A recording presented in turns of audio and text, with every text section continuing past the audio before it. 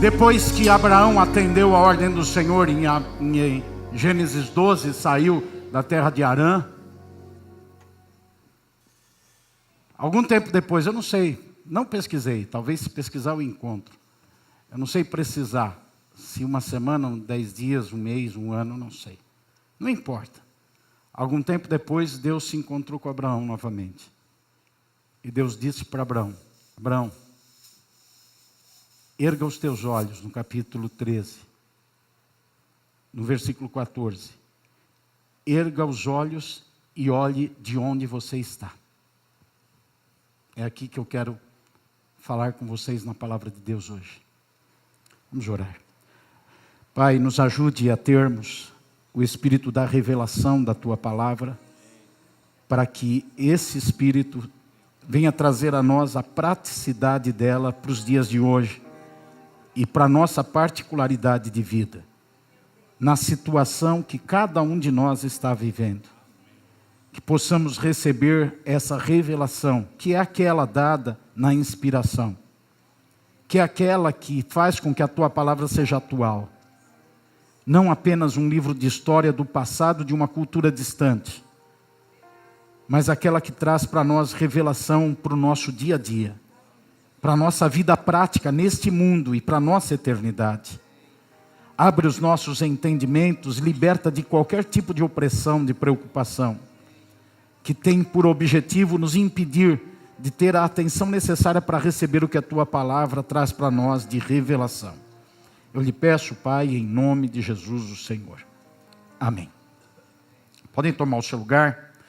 Naquele dia que Deus se encontra com Abraão, Deus fala algo para Abraão e dá duas direções para ele. Deus fala algo para ele. O capítulo 13 de Gênesis, no versículo 14, começa com Deus dizendo para Abraão, diz assim: o Senhor disse a Abraão. Tem um fato histórico aqui, que essa fala é depois que Ló se separou dele. Daí já dá para margem para a gente entender que faz algum tempo que ele tinha saído de Harã, no capítulo 12.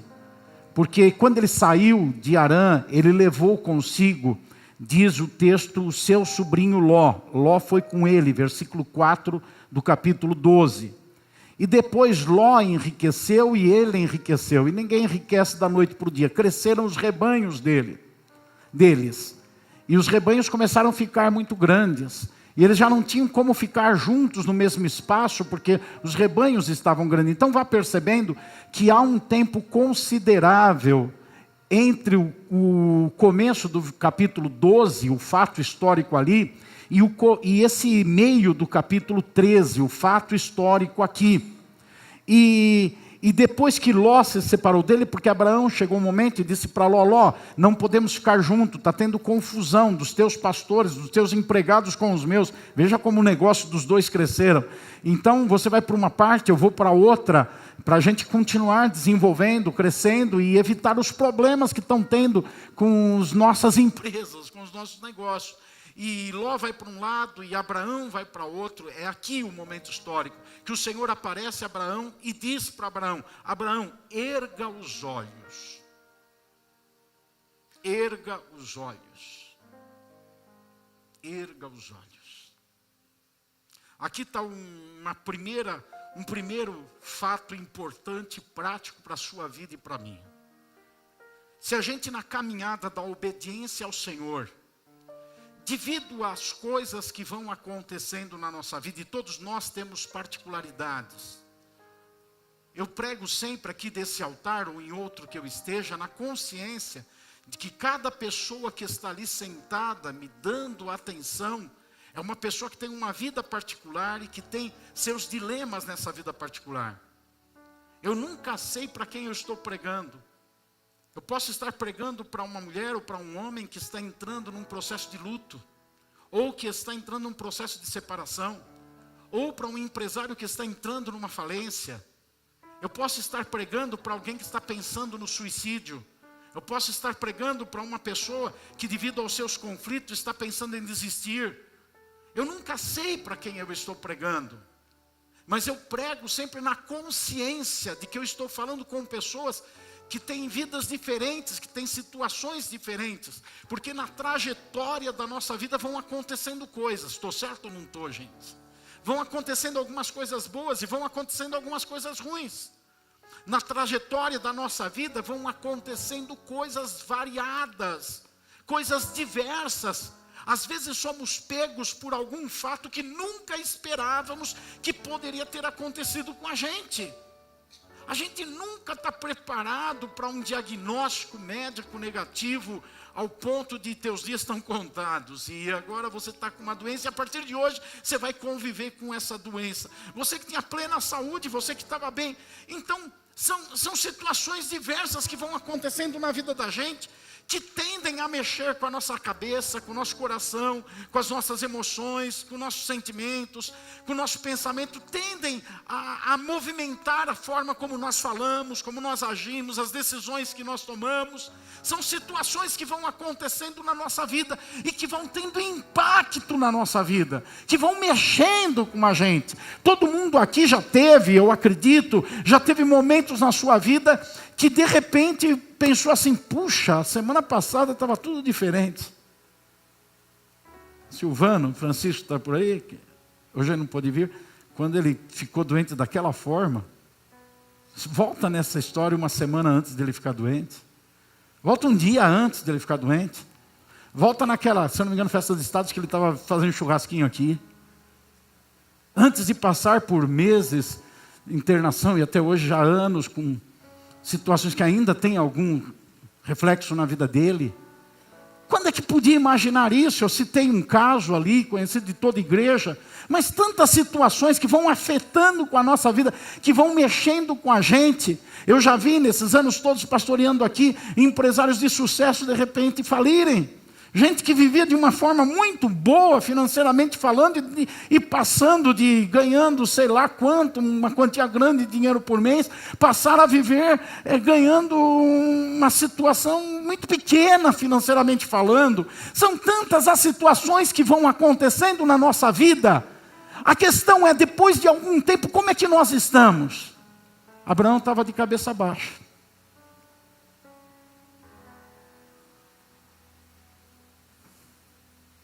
Não sei porquê. Não sei porquê, mas Abraão estava de cabeça baixa. Talvez porque no capítulo 12, quando Deus chama Abraão e faz promessa, fala que vai abençoar a família dele, e agora ele está tendo uma divergência com o seu sobrinho. Talvez por isso ele estava de cabeça baixa, não sei. Talvez porque de repente nasceu um conflito familiar que ele não estava preparado. Estou só especulando, gente, tá? Não é teologia profunda, só especulação.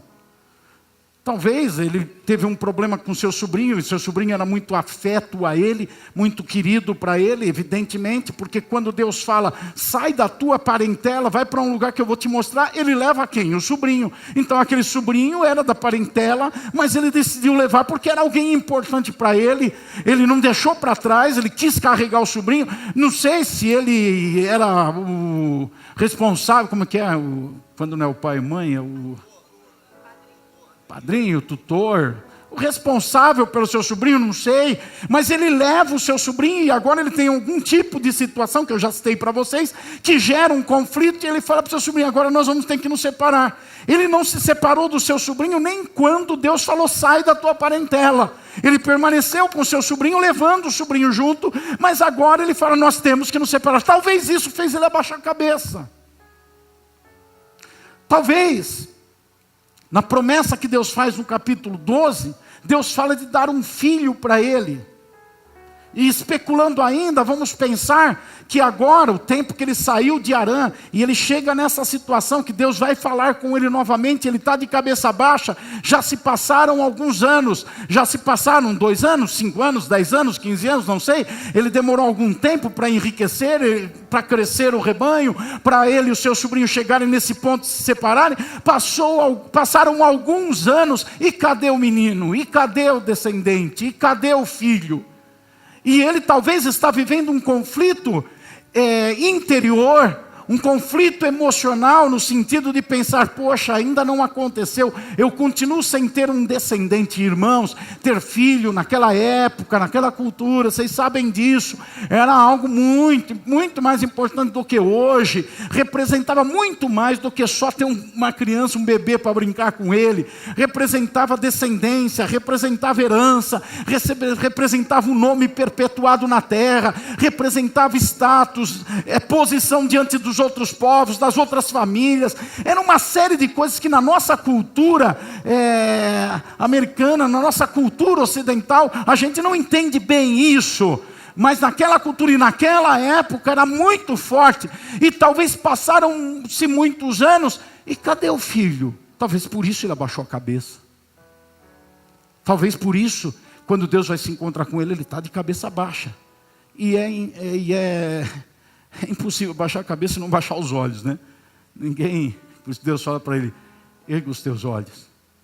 É impossível você abaixar a cabeça e os olhos estar olhando noutra dimensão que não seja aquele perímetro de 1 metro, 2 metros, que você tem ali quando está com os olhos baixos. Talvez esse conflito de não ter o filho também se tornou um conflito espiritual com ele. Vai saber as lutas que estavam dentro deles. Poxa, Deus falou e não aconteceu. Deus falou e já fazem tantos anos e não aconteceu. Deus não disse que eu ia ser pai, que minha mulher ia engravidar, mas a minha mulher já é velha, eu também sou velho, e cada dia estamos ficando mais velhos, e não dá para engravidar, ela é estéril e velha, e cada dia que passa joga contra, e já está passando anos e não acontece. Deus falou que ia fazer e não fez. Talvez ele está com uma luta interior também. E notem que ele está num comportamento de obediência, porque ele fez o que Deus falou. Ele está agindo por fé. Ele está fazendo o que Deus disse que é para ele fazer. Ele está seguindo o caminho que Deus orientou ele a seguir. Mas ainda assim está havendo conflitos dentro dele. E talvez esse conflito espiritual, tudo isso é especulação. Mas o fato em si é que quando Deus se encontra com Abraão, ele diz para Abraão, Abraão, erga os olhos. Erga os olhos. E a próxima palavra que Deus diz para ele na sequência que está aí na tela, nessa parte do versículo, é: erga os olhos e olhe de onde você está. Ou seja, não espere resolver o seu problema, não espere resolver a sua dificuldade, não espere o seu conflito cessar, para você ter uma postura mais firme, uma postura mais ereta, uma postura de cabeça levantada. Não espere que as coisas comecem a entrar no eixo para você levantar os olhos, porque levantar os olhos tem um sentido físico, mas tem muito mais por detrás disso. Tem um sentido emocional, tem um sentido posicional. Levantar os olhos pode ser, seja mais firme, seja mais consistente, seja mais otimista, seja mais seguro, seja mais propenso a acreditar, seja mais resiliente diante das dificuldades que porventura você está enfrentando. Erguer os olhos quer dizer muito mais do que só levantar a cabeça numa postura física. Muito mais. E Deus fala para ele: erga os seus olhos aí, nessa situação que você está. Não é erguer os seus olhos quando tiver resposta. Não é erguer os seus olhos quando nascer o filho. Não é erguer os olhos quando as coisas derem certo. Não é erguer os olhos quando você tiver motivos naturais para bater palma e aplaudir e ficar feliz e levantar a cabeça. Porque erguer os olhos pode ser, tenha entusiasmo, tenha ânimo. Não é você ser assim quando as coisas estão acontecendo de uma forma que traga satisfação. Mas erga os teus olhos de onde você está, na situação que você está, do jeito que você está. Levante os seus olhos. E aí eu não sei se você percebe, mas começa a vir uma palavra para você e para mim. Começa a vir para a tua casa, para a tua família, para o teu negócio, para a tua espiritualidade, para a tua fé, para o teu emocional, para a sua vida. Começa a vir uma mensagem para você dizendo assim: não espere as coisas ficar boas para você ter uma postura animada. Não espere as coisas darem certo para você se tornar uma pessoa otimista. Não espere as coisas entrarem no trilho para você dar glória a Deus. Não espere as coisas funcionarem para você dizer, é verdade, o meu Deus é bom e fiel. Não, mas do jeito que você está, na postura que você está, vivendo o que você está vivendo, passando o que você está passando, levante a sua cabeça e erga os teus olhos. Não é dizer, eu sei que meu Redentor vive, quando sarar da doença, tiver tudo, muitas vezes mais do que tinha antes. Não é. É no lugar onde você está. É na condição que você está. Erga os teus olhos. Eu sei que você vem aqui dominicalmente ou durante a semana para ouvir uma palavra, receber uma mensagem, ter uma direção de Deus. Eu sei disso, eu também venho, mesmo pregando, eu também venho aqui para isso.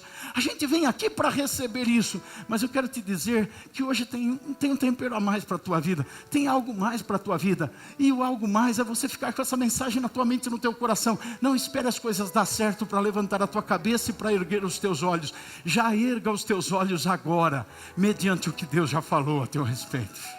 Porque qual é a base que Deus usa? Qual é a base que Deus usa para dizer para ele, levante a cabeça, erga os teus olhos? Qual é a base? Se nenhuma situação mudou, se nada aconteceu, a base é Gênesis 12, é o que Deus tinha falado no passado. O que Deus falou ontem permanece valendo para hoje. O que Deus falou há 10 anos atrás continua valendo agora. Ergue os teus olhos pelo que eu te falei no começo do capítulo 12. Eu disse que eu vou te abençoar, que eu vou te fazer rico, que eu vou te dar uma descendência. Eu disse que eu vou fazer o teu nome importante. Eu falei e eu não mudei de ideia. Então levanta a tua cabeça na condição que você está e ergue os teus olhos. Aleluia, aleluia.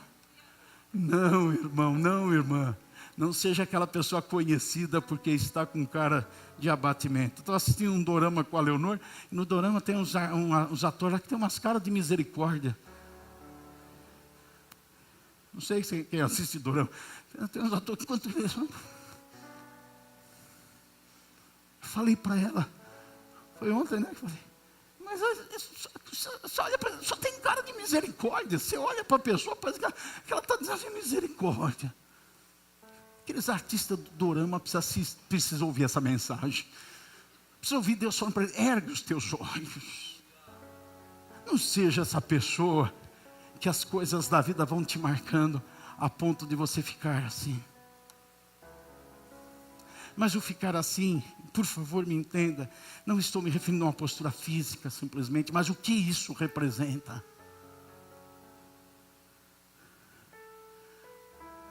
Por que Deus fala para Abraão isso? Por que Deus se encontra com Abraão? Na sequência, erga os olhos e olhe de onde você está, para o norte, para o sul, para o leste e para o oeste. Não dá para olhar todas essas direções assim, né? E depois Deus vai reafirmando a promessa que Ele fez em Gênesis 12, te darei descendência, farei sua descendência como o pó da terra, se alguém puder contar o pó, assim vai conhecer a tua descendência, vai saber numerar ela também. Deus vai refazer, mas antes Ele fala assim, mas erga os teus olhos, de onde você está, e olhe em todas as direções. E Deus está dizendo para ele, porque para a direção que você olhar, é o que eu vou te dar. Irmãos, eu vou repetir a mesma expressão que eu usei no culto de manhã. Se eu ficar de olhos baixos, Catinha, que Deus vai me dar um par de sapato novo. É isso que você quer? É isso que você está projetando para a tua vida, um par de sapato novo? Porque Deus está dizendo, o que você olhar é o que eu vou te dar. O que você ficar enxergando é o que eu vou entregar.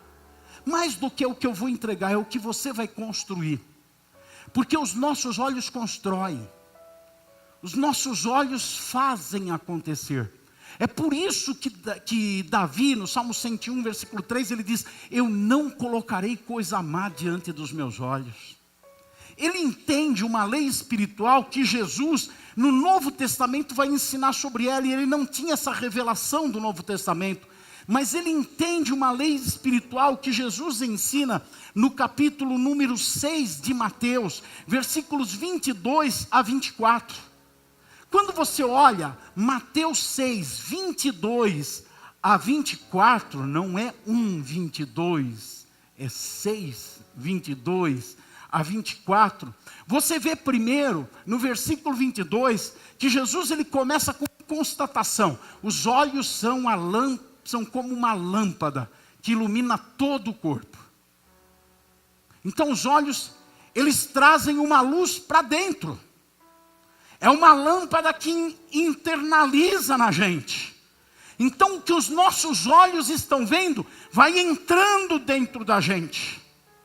E ele diz: se os teus olhos forem bons, então você vai trazer luz para dentro de você.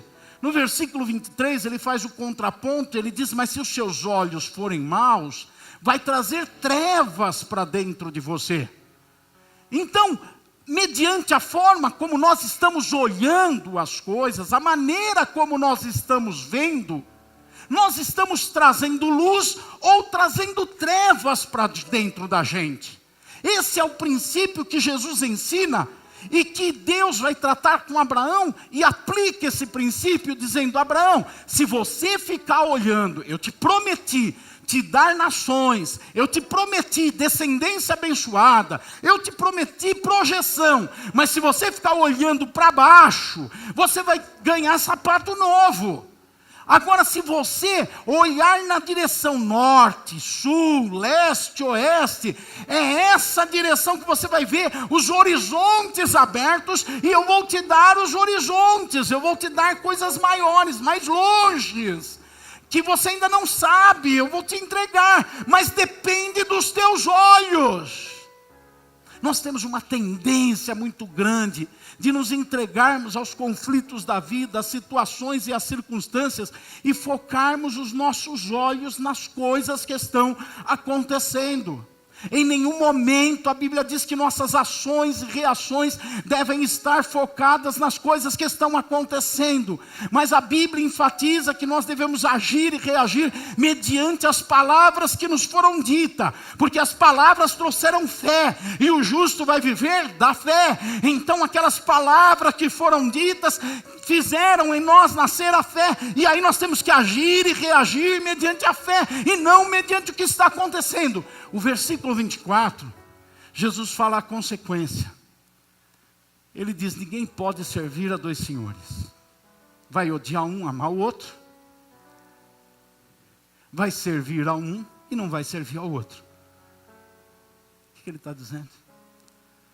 Mediante o que você colocar os seus olhos, você terá resultados na sua vida. Se você se torna uma pessoa que só olha para coisas ruins, que só sabem ver coisas ruins. Vocês conhecem alguma pessoa que só olha para as coisas ruins? Por exemplo, você vai fazer um plano de trabalho lá na empresa com os funcionários, você é chefe de setor, ou você tem 2, 3 funcionários, ou com teus amigos, você vai fazer, vou mais para os amigos, vai fazer um plano de churrasco.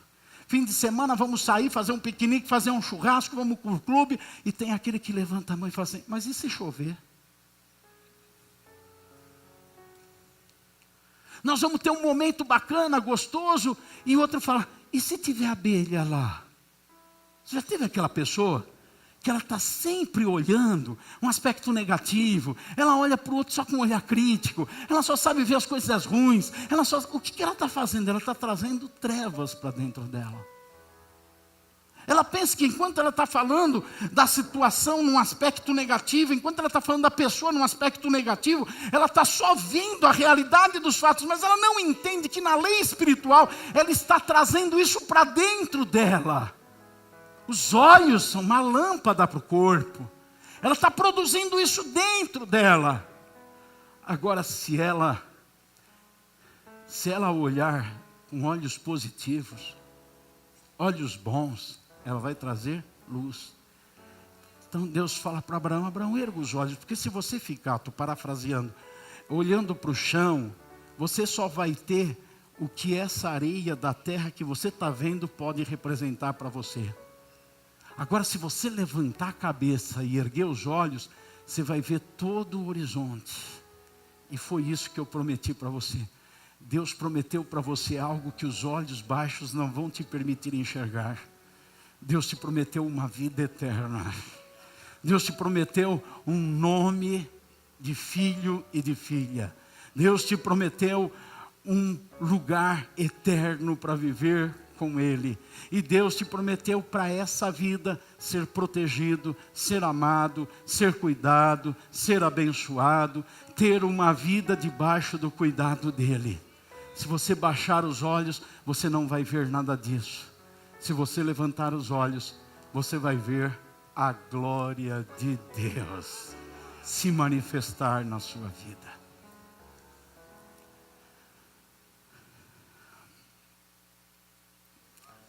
A gente tem vários exemplos bíblicos de pessoas que olharam errado. Por exemplo, a mulher de Ló. A mulher de Ló olhou para trás. Não é? Ela olhou para trás. E ela se transformou no quê? Numa estátua de sal. Isso está em Gênesis 19. É uma sequência dessa passagem, depois de alguns anos. O lugar onde Ló foi morar com a sua família, Sodoma e Gomorra. No capítulo 13, que ele se separou de Abraão. No capítulo 19 aconteceram naqueles 6 capítulos, na história daqueles 6 capítulos, a degeneração de Sodoma e Gomorra, que foi indo para um buraco, que é o mesmo buraco que o mundo está indo agora, um buraco marcado principalmente pelo homossexualismo, marcado pelo sodomismo, marcado pelo comportamento de idolatria, marcado pelo esquecimento e afastamento de Deus. É isso que aconteceu em Sodoma e Gomorra. Deus não existe, nós somos deuses, vivemos a nossa vida e nós vivemos sexualmente o que nós quisermos, do jeito que nós quisermos, e não tem ninguém e nada a ver com isso. E o mundo foi indo nessa direção. Quando chegou no capítulo, o mundo não, Sodoma e Gomorra, e o mundo hoje está indo na mesma direção. Então, quando chegou no capítulo 19, Deus cansou e Deus falou, chegou a hora de destruir. Eu quero te dizer que Deus está cansando da iniquidade desse mundo também. Estamos na graça, Deus está esperando que mais alguém seja salvo, mas daqui a algum momento os nossos olhos verão aquele que há de vir. Nós veremos aquele que há de vir. Que Deus está cansando disso. Não pense que Deus não está vendo. Não pense que Deus está indiferente a tudo isso que está acontecendo. Ele está vendo. Ele está vendo. Assim como ele viu no capítulo 13, 14, 15, 16, 17, 18, até chegar ao 19. Eu não sei quantos capítulos ainda tem para Deus continuar vendo. Mas vai chegar o capítulo que nós vamos ser arrebatados. Vai chegar o capítulo que nós vamos nos encontrar com Ele. Vai chegar esse capítulo. E chegou aqui esse capítulo. E quando chegou aqui em Sodoma, Abraão poupou Ló, e Ló saiu de lá. Vieram os anjos, chamaram ele saiu da cidade. Mas teve uma ordem, não olhe para trás. Porque olhar para trás representava olhar todo aquele pecado, toda aquela iniquidade, toda aquela maldade. Representava olhar todos os bens que ficaram para trás, tudo que ficou para trás que talvez fosse bom aos olhos deles. Olhar para trás representava saudade daquilo que Deus abominava. Olhar para trás representava ter prazer no que Deus não tinha prazer. Olhar para trás talvez representasse falta de compromisso com o próprio Deus que mandou ele sair de lá e olhar para frente. Ela olhou na direção errada e trouxe sobre ela o resultado disso. Deixou de ser uma pessoa produtiva para ser uma estátua. Nós temos o exemplo também de Números capítulo 21. Em Números capítulo 21, num determinado momento que o povo estava vivendo debaixo de idolatria, se afastando de Deus, Deus enviou para discipliná-los, para chamá-los a atenção, cobras no deserto, serpentes no deserto. E eles começaram a ser picados por aquela serpente. E eles sendo picados pela serpente morriam.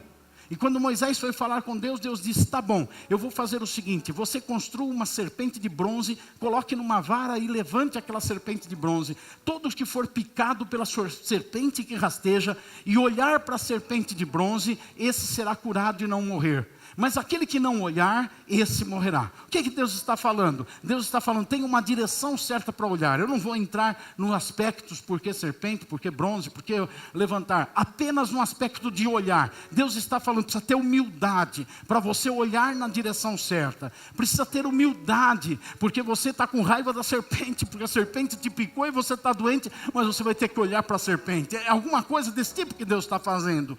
Enfim, Deus apenas está dizendo, você precisa ter humildade para olhar na direção que eu vou mandar você olhar. E ali tinha um resultado. Tudo isso para enfatizar, irmãos, que a forma como nós estamos olhando, o que nós estamos olhando, está definindo nosso futuro e o que nós seremos. E o que nós teremos também da parte de Deus. Deixa eu terminar essa mensagem falando sobre os problemas de visão. Usando de uma analogia, porque a ciência nos dá esses subsídios, e a gente pode pegar os problemas que a nossa visão, os nossos olhos têm de saúde, basicamente são 6 doenças principais dos olhos, cada uma delas tem um reflexo. E fazer uma analogia com a nossa espiritualidade. A forma espiritual como nós olhamos, comparando com a forma física que nós olhamos, dependendo da doença. Vai identificando aí que o Dr. Joel vai passar para você os diagnósticos. Vá percebendo se você tem alguma doença da visão espiritual. Primeira doença da visão física é a miopia. Miopia é a dificuldade de uma visão a longa distância, não consegue ver mais para frente. A pessoa espiritualmente com uma visão doente por miopia espiritual, ela não consegue ver à frente o que Deus vai fazer, ela só consegue ver aqui. Ela não consegue esperar o que Deus vai fazer, ela não tem paciência para esperar o que Deus vai fazer, porque os olhos dela estão colocados só aqui perto, na visão próxima, e não consegue enxergar mais longe. Ela é uma míope, espiritualmente falando. A segunda doença é o contrário dessa, é a hipermetropia, que é a dificuldade de visão a curta distância. Representa aquela pessoa que espiritualmente não consegue enxergar o que Deus está falando hoje. Não consegue perceber o que Deus está mostrando pela sua palavra agora. Provavelmente você conhece alguém que vai à igreja, ouve mensagem e sai do mesmo jeito. Nada mexe com a pessoa, não muda uma postura, não muda um comportamento, não muda uma atitude. Talvez por você conhecer muito aquela pessoa, você ouve uma mensagem falando, puxa, mas hoje Deus preparou direitinho, é para ele. Normalmente é a mulher falando do marido, é para ele. E o marido da mulher, é para ela. Deus falou hoje tudo o que tinha que ouvir. Aquele meu amigo, ele ontem fez isso, falou, e Deus falou tudo. E você sai naquela esperança, a partir de hoje vai ser diferente. Mas aquela pessoa tem hipermetropia espiritual. E ela não consegue enxergar a curta distância. Ela não consegue perceber o que Deus está falando para ela. Terceira doença é astigmatismo. Astigmatismo é a pessoa que vê as coisas de forma borrada. Ela não vê com a nitidez. Ela vê com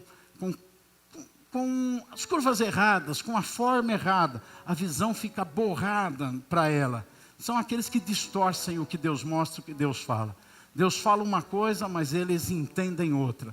Deus mostra uma coisa, mas eles adaptam o que Deus mostra. Eles veem com imagens turvas aquilo que Deus mostra. Outra doença é o daltonismo. É aquela pessoa que só vê certas cores. Ela não vê as cores vibrantes, as cores bonitas. A vida dela é daltônica. O pior daltonismo agora já é da minha parte, tá bom? Vocês se preparem para dar risada, porque é piada. Vocês não se prepararam, se preparem. O pior daltonismo é aquele que só vê preto e branco. Não riram, né? Seus corintianos. O daltonismo é aquele que perde as cores da vida, não consegue enxergar as cores bonitas. Então, não consegue ver o que é de bonito no que Deus fala, o que é de bonito no que Deus mostra. Não consegue olhar as promessas e as situações, até mesmo nas dificuldades. Paulo chega a dizer assim: eu me gloriarei nas minhas tribulações. Paulo não era daltônico espiritualmente falando. Ele conseguia ter alegria. Gloriar quer dizer me alegrar. Eu terei satisfação, eu terei prazer. Ele consegue dizer nas minhas tribulações. Depois ele justifica, porque eu sei que a tribulação produz em mim um caráter perfeito. A tribulação me prepara para a vida, me faz uma pessoa melhor. Ele consegue enxergar, ele não era daltônico. Então tem pessoas que não conseguem enxergar nas coisas da vida o lado bonito, as coisas bonitas que Deus está fazendo, as coisas boas que Deus está fazendo. Não consegue ver isso. É um doente na sua visão, é um daltônico espiritual. Quinta doença, estrabismo. Estrabismo é o desvio dos olhos, é o olhar que não foca, é aquele que não consegue focar a atenção. Representa espiritualmente aquelas pessoas que não conseguem ter uma visão que Deus dá, ver algo que Deus mostra, ouvir algo que Deus fala e se concentrar naquilo, para aquilo começar a nortear a vida deles, dirigir. Mas eles se distraem facilmente, eles se perdem diante do que Deus fala, eles não conseguem colocar o foco naquilo e ficar ligados àquilo. E a última doença da visão que eu quero falar, essa é mais complicada. Se falar isso 4 vezes seguidas, é batizado no Espírito Santo na hora. Blefaroptose. Blefaroptose é a perda da visão por paralisia.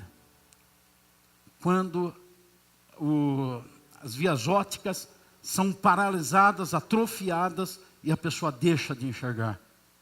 São aquelas pessoas que têm a revelação do que Deus quer, ouvem, veem o que Deus fala, mas não tomam nenhuma atitude. Ficam paralisados, ficam parados diante do que Deus fala. E eu comecei a mensagem dizendo que Deus veio e fez uma coisa, falou com Abraão, versículo 14, capítulo 13 de Gênesis. E deu para Abraão 2 procedimentos, 2 atitudes. A primeira, erga os olhos e olhe de onde você está. E a segunda atitude, no versículo 17, levante-se e percorra esta terra no seu comprimento e na sua largura. Então, o que Deus está mostrando para ele? Escute o que eu vou te dizer. Veja o que eu vou te mostrar. E tome atitudes na direção do que você ouviu e do que você viu. Faça coisas na direção daquilo que você ouviu e daquilo que você viu. Essa é a fórmula para materializar promessa. E aí está a aplicação para hoje e para a nossa vida. Porque eu tenho promessas de Deus. Eu tenho promessas que são para todos, e eu poderia dizer, nós temos promessas de Deus. Mas na particularidade da minha vida, eu tenho promessas de Deus. Você também tem. Se você é um cristão, você tem a promessa global, genérica de Cristo, de Deus para todos os crentes. Mas você tem promessas na tua particularidade de vida. Todos têm promessas de Deus. Mas as promessas são abstratas, são palavras, são ditas hoje e não tomam forma de repente num passe de mágica. Deus dá a fórmula para Abraão, para materializar promessas. O que eu te falei, eu posso como que ouvir Deus dizendo para Abraão, o que eu te falei no capítulo 12, alguns anos atrás, que eu vou fazer na tua vida, depende de 3 coisas. Primeiro, você me ouvir. Segundo, você ver o que eu estou falando. E terceiro, você ter atitudes na direção do que você viu e do que você ouviu. Você ter comportamentos. Nós estamos aqui hoje, nesse templo bonito, nós temos alguns ministérios acontecendo na igreja. Hoje não dá para a gente entender a nossa igreja sem os grupos pequenos, não é verdade? Não dá para entender, constantemente eu escuto pessoas falando, eu não conseguiria ver a igreja hoje sem ter os grupos pequenos, as afinidades, os relacionamentos.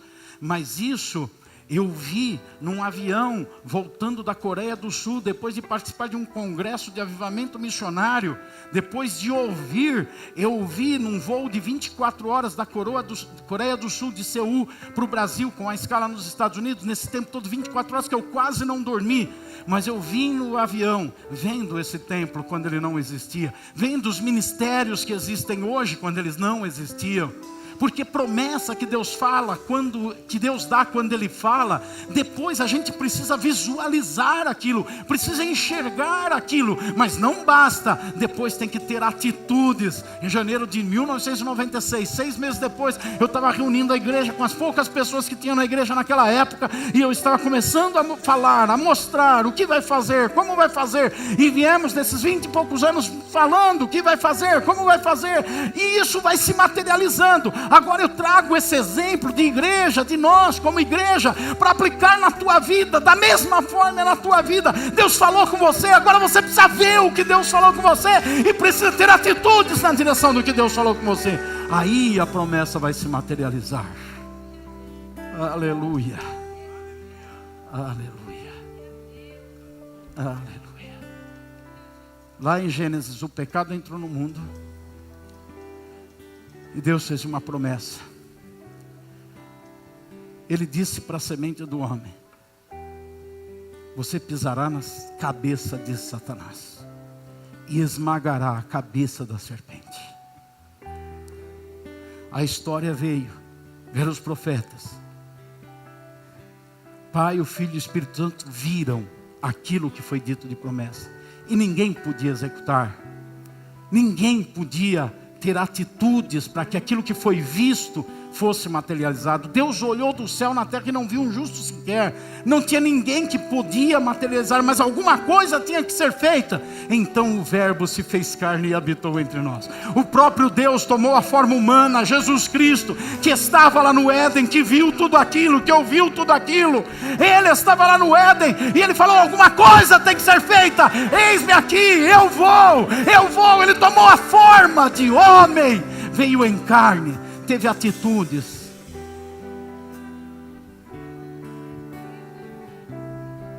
Morreu, ressuscitou, vai voltar. Para mim ele já é Rei dos Reis e Senhor dos Senhores. Para você eu creio que ele também é. Mas um dia ele será sobre toda a terra e sobre todo o universo, Rei dos Reis e Senhor dos Senhores. E Abraão viu isso. Isso que nós temos escrito, que nós falamos hoje, Jesus disse que Abraão viu. Quer ver? João, capítulo 8, versículo 56, Jesus está discutindo com os religiosos da sua época e ele diz para eles, João 8, 56, Abraão, o pai de vocês, alegrou-se por ver o meu dia. E ele viu esse dia e ficou alegre. Qual é o dia do Senhor? Não, o dia do Senhor não é o dia da morte dele. O dia da morte dele foi o dia que as trevas entenderam que era o dia deles. Vencemos o autor da vida, matamos a vida, como se pudessem.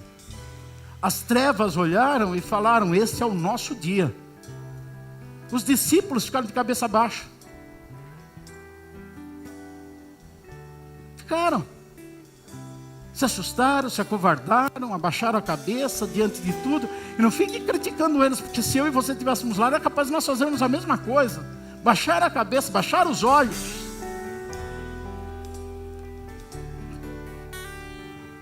O dia do Senhor não foi o dia da sua morte, foi o dia da sua ressurreição.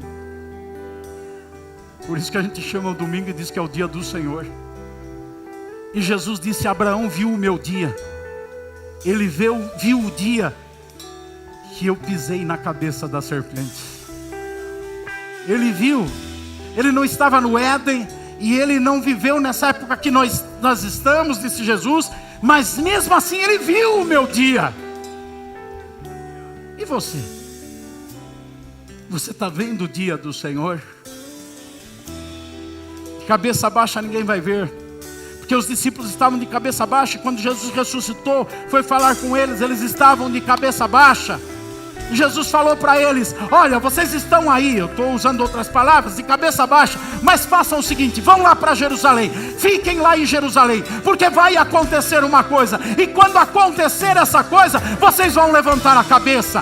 Fiquem lá em Jerusalém, porque eu vou mandar o Espírito Santo, ele vai descer sobre vocês, ele vai encher a vida de vocês, e quando ele encher a vida de vocês, vocês serão minhas testemunhas, tanto em Jerusalém, como em Judeia, na Samaria e até os confins da terra. Por quê? Porque vocês vão levantar a cabeça. Quando alguém fica cheio do Espírito Santo, essa pessoa levanta a cabeça. Os problemas dela ficam para baixo. Os problemas dela é a visão periférica da cabeça baixada. Mas é quando ela levanta a cabeça, ela vê aquele que foi crucificado, ressuscitado. Ela não vê o morto, ela vê o vivo. E o vivo inspira a vida de qualquer pessoa. E eu te convido a levantar a cabeça. Eu te chamo, eu te convoco em nome de Jesus a levantar a cabeça, para experimentar o que é receber o cumprimento da promessa na sua vida. Seja cheio do Espírito Santo e levante a cabeça. Eu quero convidar você que identificou algum problema de visão. Talvez está precisando levantar a cabeça. E quando a gente está com problema de visão, vem abatimento, vem desânimo, vem... Eu não estou dizendo de uma noite de angústia e de choro. Não quero te encorajar a vir aqui à frente, receber oração, porque teve uma noite de tristeza. Eu estou dizendo de um estado de coisas que vai perdurando na tua vida, que faz você baixar a cabeça e você perder a confiança e a segurança. E isso vai se prolongando e vai passando mais dias do que deveria. Porque o choro pode durar uma noite, mas a alegria tem que vir pela manhã. Porque nós somos salvos, e quem é salvo não pode permitir que as coisas dessa vida, seja uma promessa não cumprida ou ainda demorando para se cumprir, seja uma desavença familiar, como foi com Abraão, seja o que foi, não podemos permitir que isso abaixe a nossa cabeça, faça os nossos olhos ir para o chão. Não, se você identificou algum problema na visão, precisa erguer os olhos. Vem aqui que eu quero orar por vocês. Glória a Jesus. Senhor, quantas vezes nossos olhos são atacados por doenças espirituais e depois não sabemos como reagir. Mas hoje, Senhor, eu quero lhe pedir pelos irmãos que detectaram alguma dificuldade para enxergar da forma como devem enxergar. Talvez não saibam como fazer isso, mas tenha a atitude de reconhecer que precisam levantar a cabeça e olhar para a serpente no deserto. E hoje eu peço, Senhor, que o Espírito do Senhor venha ajudar aqueles que assim se posicionam e resolvem olhar para aquilo que o Senhor manda fazer, mesmo que não saibam como vão se erguer. Estende as suas mãos, Senhor, para que junto com o olhar levantado a cabeça se levante e a postura também seja mudada. Dá a força, o ânimo, a capacidade que as nossas ações feitas em obediência ao Senhor nos qualificam a ter. Eu lhe peço, Pai, que esses irmãos sejam agora, assim como eu e todos nós, fortalecidos em nossa visão, para podermos erguer sempre os olhos e olhar para Jesus, autor e consumador da nossa fé. Não olharmos para trás, mas prosseguir focados na direção que devemos prosseguir. Em nome de Jesus. Amém, Senhor.